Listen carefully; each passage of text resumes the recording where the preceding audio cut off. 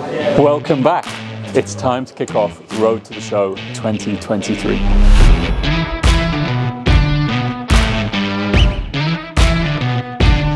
The Bike Shed Show 2023 is a matter of months away. The submissions are open, bikes are already starting to roll in. You can buy your tickets. There's links to do both of those things in the description below. And we are starting again with our Road to the Show series. We did this last year. It's where we kind of document and tell you about all of the things that happen as we build up to the show. We're going to meet bike builders, we're going to meet the show bikes, we're going to go to the shoot day, and tell you the story. It went down pretty well last year, so I'm back to do this again, less hair. And the first episode we're going to do, we're going to find Dutch, we're going to talk to him about what to expect from the show this year and have a little review on what we did last year. Before we talk about this year's show, let's talk about last year's show. Best yet? I mean, obviously, it was kind of like this big pressure cooker of COVID. Felt like it sort of gestated a whole bunch of new motorcycles. Yeah. And also, I think, a whole new interest in the scene. I mean, COVID created a real genuine sense of you only live once. And I think a lot of people came back to biking. A lot of new people came into biking. A lot of people that had always wanted to build a bike had time to build a bike. So the 2022 show, I mean, we missed 2020, we missed 2021. So it was kind of like a super show. And everybody piled in and it was awesome. I mean, what did we have? 316 motorcycles? Yeah.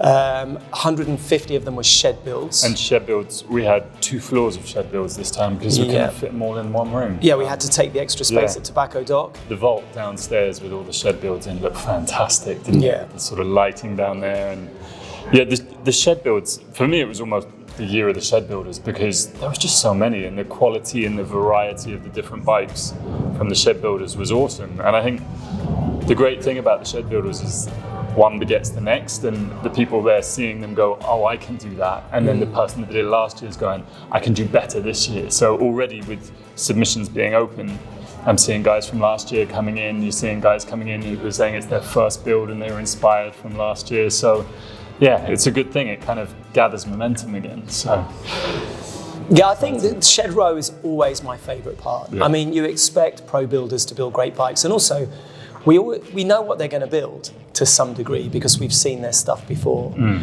Whereas shed builders, they're often brand new, they've just come into it, or they're evolving their craft. They build a bike, they learn from it, they build something better and cleverer. So you're not really seeing the same thing over and over again. So, I mean, it's amazing to see incredible builders like Jim Alon's produce yet another beautiful motorcycle made from various bits of Ducati Exotica with incredible welding and craftsmanship, and also to see Ziggy, Paul doing amazing bikes.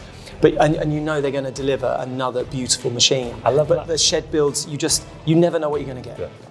I love that way that there's some builders now having.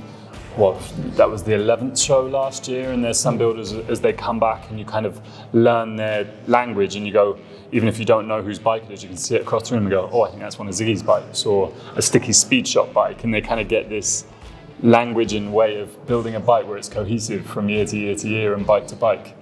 Yeah, there's definitely a flavour and a flow. And also there's this kind of really interesting space of builder where they're not amateur builders, but they're not professional builders building bikes to sell. It's a very unique sort of time in the custom scene, where there are people out there doing amazing things off their own back, where what they're not trying to do is create some new business from it. I mean, it's obviously great that people can go out and, people like Callum from Debollocks building incredible motorcycles and seeing that DB series in the flesh with multiple bikes and colorways side by side. I mean, it's great to celebrate those people that are building a brand and a business and something that people are going to desire and want to own and that we'll see out riding in the streets. But I really love that weird space in the middle, that grey space of builders who are 3D printing stuff and CNC machining stuff and designing stuff in 3D CGI. It's a very, very interesting development of the whole scene and a real move on, because obviously we get to go to other shows. But I do think we offer something quite unique, specifically with the shed builders and those halfway house semi-pro builders. They're sort of pro-level skills, but they're building it for themselves, isn't it? And doing whatever they want to, not for a customer, but for their own wildest imagination. But and often as a poster bike for us, which is awesome. Handy. Yeah, so very, very handy. So we get to have something unique, which is completely privateer built, but incredibly good quality.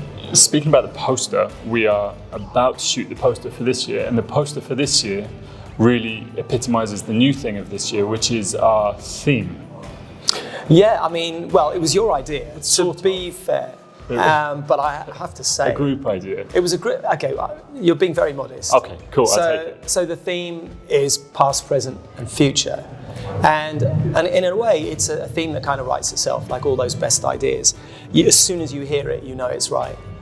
And that, I mean, from all of our points of view, and certainly from my point of view, motorcycling comes from the past. If we tried to invent motorcycling now and said, hey, I've got a great idea, let's strap an engine between two wheels and you sit on top on the outside and you're going to ride down the road amongst cars and trucks and buses and use the public highway, it wouldn't be allowed. It would absolutely be banned. We wouldn't be allowed to do that. So we live off this legacy of a thing that was done in the past when people were allowed to do things that weren't such a good idea. And it has that romance that we're always looking backwards. You know, whether we look back as far as Evel Knievel or Steve McQueen, or we're going all the way back to sort of the very early days of bike riding, motorcycle riding, and, you know, board tracking. But at the end of the day, it comes from the past. So the past is always there as an influence. And motorcycle manufacturers today are still trying to capture that spirit. And you can see that with all the manufacturers building out, bringing these modern classics and modern retros. And there's still that ultimate configuration of two wheels, an engine, a seat, and some form of fuel. And then, of course, all of that influences the future. And we're at a time, especially in transport, of high tech. And, you know, whether it's kind of protective clothing and jackets that explode to save your life, or crash helmets that have rear view cameras in them, or whether it's you just look at the way motorcycles function with traction control and, you know, ABS that works when you're leaning over on a corner, all this super high tech that goes into some of the new adventure bikes from people like Ducati with the Desert X. There's always a sense of the future inbound into all these new machines, and then this projection of where we go next. And it's not just about electric. It's about hybrid, it's about alternative fuels, it's about, you know, whether or not, I mean, I think I just saw something today on my Instagram, a kind of concept bike that is hydrogen fueled. So we need to celebrate the future as well. So we definitely need to have part of our show that celebrates the past, which gives us a bit more room for a little bit more vintage. Some heritage bikes, some vintage style in there. And it's really interesting how a lot of classic bikes, obviously there's a huge movement of people restoring classic bikes to be as is, but of course people were customizing bikes back then as well. And there's custom vintage bikes, you look at it and you go, is that original? And then you learn it's a completely different bike. And there's a custom scene within vintage, and then there's everything going on now, and then what's still to happen. Yeah, and I think, you know, the nowness has a lot of past wrapped into it.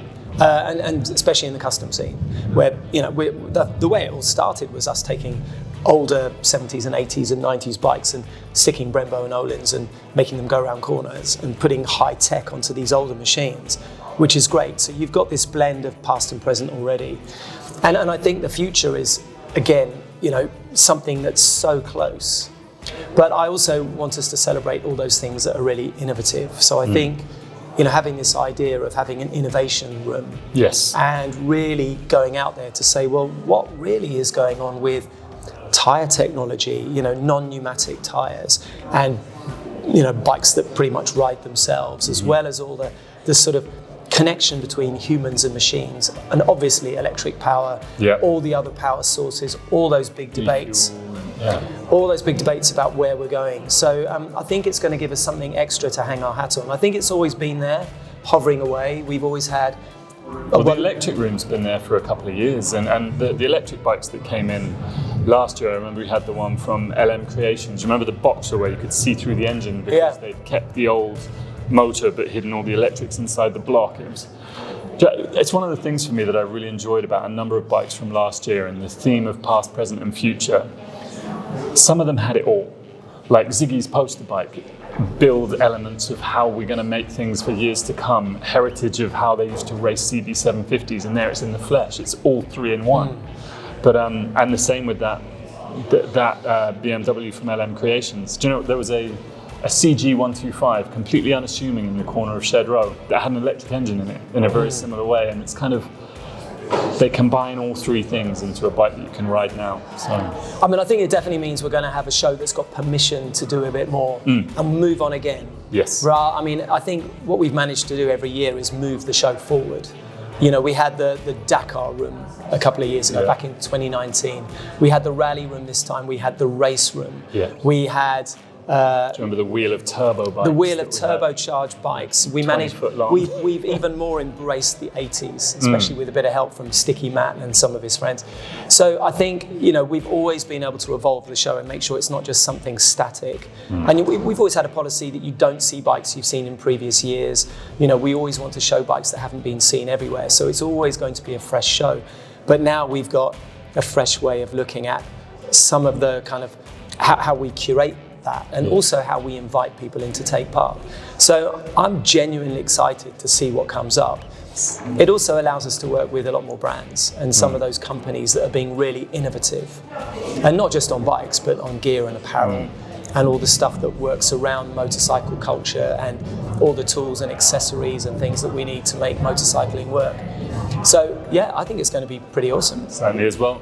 Submissions are open. Tickets are available. It's on the 26th, 27th, 28th of May.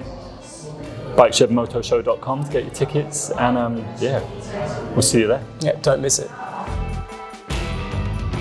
Thanks very much for watching. We're going to be recording more of these in the build up to the show, so like and subscribe and do all of those things. And yeah, there's going to be some exciting stuff coming soon.